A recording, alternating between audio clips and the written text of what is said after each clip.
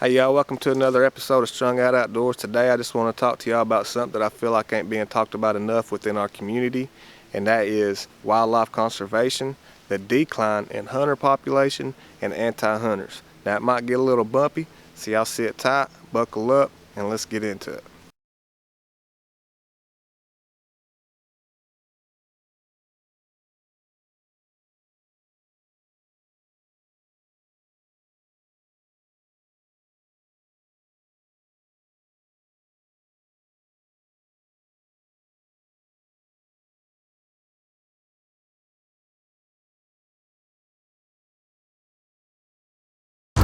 Today, probably more than ever before, hunters are constantly under attack, whether it be on the news, with protesters, Facebook, YouTube, anti-hunting organizations like the Humane Society of the U.S. and Born Free USA, and of course, PETA.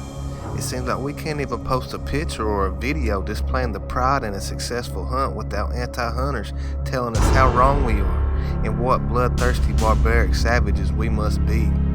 More times than not, it's just an animal lover who's blind and uneducated to hunt.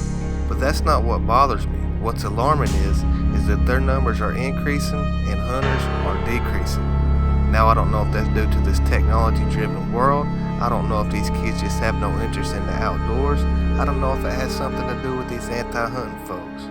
But maybe, just maybe, us as hunters are failing the future of hunters. We got to come together and we got to do something.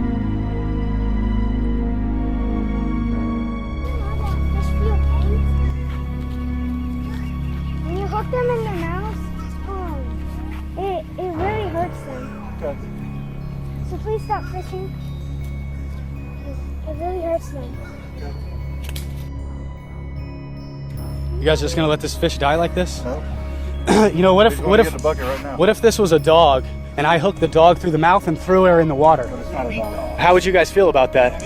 We don't need any animals because all animals have the same ability to feel love and pain just like we do. Would you guys agree with that? No, respect your opinion. Do you respect his opinion not to kill animals? This is my duty, and my duty is to speak up for animals in need. This little child right here understands that this is wrong, and you guys don't understand this. All I'm asking is to have some compassion. The law sometimes is wrong and is unjust. You guys think that this is okay to let this fish die right here? What if this was a human child? But what if it was? They have the same ability and same emotions as a human child. That's not my opinion, that's facts, sir. That's facts from science, sir. It is facts. Have you ever looked up how fish feel pain? I'm not harassing you. You're harassing this fish right here. This fish you're harassing. Shame on you! Cowards! Shame on you! What comes around goes around.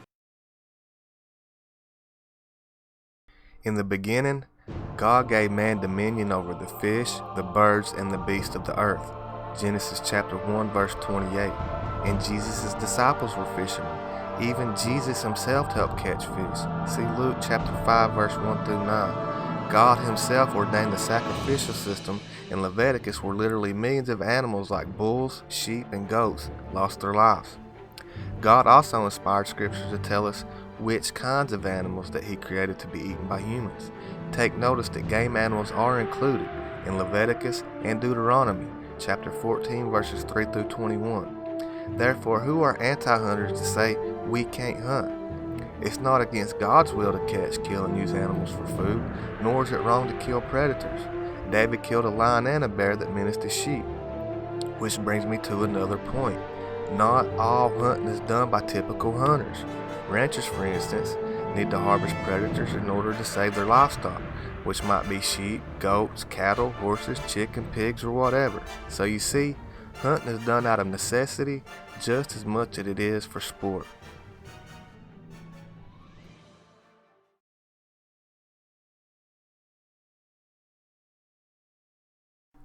Alright, so I just wanted to take a minute and show y'all one of the many ways that they are staking claims and planting seeds, especially in the younger minds. PETA has their own PETA for Kids website, and This is something that I came across, 7 reasons why hunting is wrong, and I can see this working psychologically on the younger kids who don't know better and haven't been taught everything behind hunting. And most of it is just a bunch of bull crap, but there's a few things on here that really bother me, and that is right here, number 3, it can lead to violence against humans. Experts know that people who are cruel to animals don't stop there. Many of them are cruel to humans too. Are you kidding me? This couldn't be further from the truth. Sure, all groups have their bad apples, but the majority of the stuff you see on TV is overemphasized for the sake of entertainment. Most hunters are remorseful and pay honor to their harvest. Don't let poor marketing and excessive celebration cloud your judgment on hunting.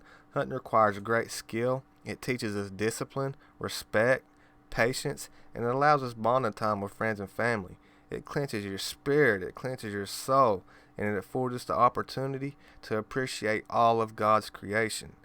So this one, it really bothers me, because this is not cruelty to animals. This is not teaching violence. Cruelty to animals is leaving your dog out in the heat all day, chained to a fence, wrapped around a tree, and it can't get loose, and it don't have no water, or putting pets in the microwave, or just crazy cruel things, you know. And then something else, let's see, right here it is. Number 7, there are lots of hunting accidents. Hunting accidents have hurt or killed other animals like cows, horses, dogs, and cats, and even hikers and other hunters. Hunting is safer than other sports. Statistically, hunting is one of the safer forms of recreation. According to data collected by the National Shooting Sports Foundation, hunting with a gun is the 3rd safest sport when compared to 28 other popular sports, and has a lower injury rate than golf, volleyball, and football. This is most likely probably due to the large part of the requirements for successful completion of certified firearms and bow hunter education courses for younger hunters. And these, of course, are funded entirely by hunters through federal tax and firearms, ammunition, and archery equipment and stuff like that. So this is just one of many things that they are putting into our children's heads. So y'all be mindful of what your kids are looking at, who's telling them what, and where they're getting their information from.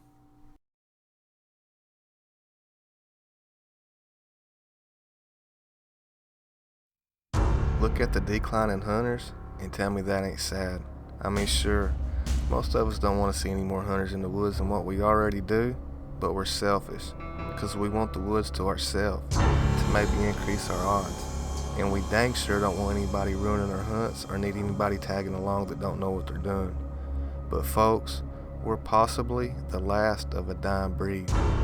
Our fathers and grandfathers make up a large part of the numbers that represent us now, but the baby boomer bubble is gonna bust, and we can't blame them for it. We need to be recruiting new hunters. I mean, how many people have you met that don't hunt? And what's the reason? More times than not, it's because they never had anybody take them or show them. And we leave our kids at home to play video games and watch YouTube all day while we're out looking for Mr. Big. Now, I pulled this quote off another site, and it's not meant to be racist in any shape or form, but hunters have historically been white men. Today, more than 90% of hunters are Caucasian, and more than 70% are male. But soon, by 2044, according to U.S. Census projections, Caucasians will make up less than half the U.S. population. Look, I get it. None of us wake up thinking about conservation. We're thinking about deer camp and trophies and backstraps. But I challenge you to be conservation minded. And I challenge you to find a hunter that's never hunted, or a spouse, or your children, or any family member, or just anybody, and take them out hunting. Take them to deer camp and let them experience that camaraderie and what it's like to catch and eat your own food. Show them how to read deer sign.